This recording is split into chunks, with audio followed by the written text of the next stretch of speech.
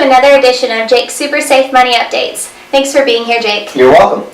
There's been a lot of tax changes as we moved into 2014. Will you please highlight some of those that will affect our listeners?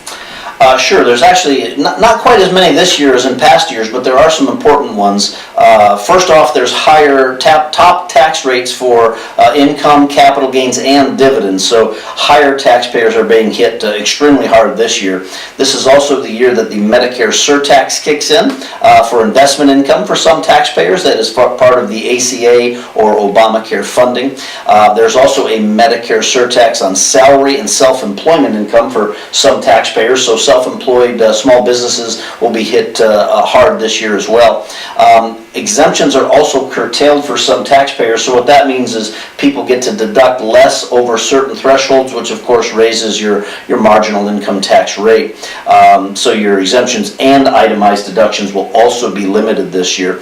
There will be higher thresholds for itemized deductions. The threshold increase for medical deductions will also go up to 10% of AGI. The only good thing that they did is they exempted those who are over 65 and older. So we have about a 2-year respite period where those 65 and older still have only a 7.5% adjusted gross income threshold. Everyone else it's 10%, which means you have to have a whole lot of expenses before you can deduct them.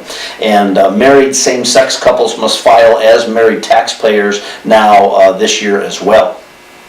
So what should an average investor, especially a retired investor, do with these changes? Well, you've got to start looking at how taxes are going to affect you both now and in the future, because this is just the front edge of what is coming. We owe a lot of money and is going to be paid for by higher taxes. It doesn't matter what they call it or how they do it, but it will continue to happen, and it's going to trickle down to more middle-class people as well as we move into the next several years. So you've got to figure a way to hedge higher taxes both now and in the future. You've got to look at Roth funding and Roth conversion strategies. If you're retired, a lot of people don't know this, but you can still convert to a Roth. There's no income limits or any thresholds now, so anybody can do that. And so you've got to look at that. There's some tax-free conversions that we've developed where you can turn your IRA into tax-free money.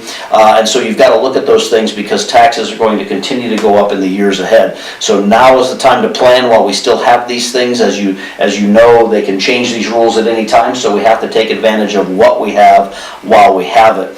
As another resource for all of our listeners, we do have the 2014 tax guide, which shows all of the numbers, all of the changes that I just mentioned, as well as all of the exact thresholds and numbers. So any of our listeners who would like a free copy of that can call our office. If I think you'll put the information on the screen below it, they can contact us. We can either email them a copy or send them a copy in the mail. So the key is going to be knowing what these changes are, planning for it in your portfolio so that you're positioned to profit in the years ahead as tax rates continue to go up.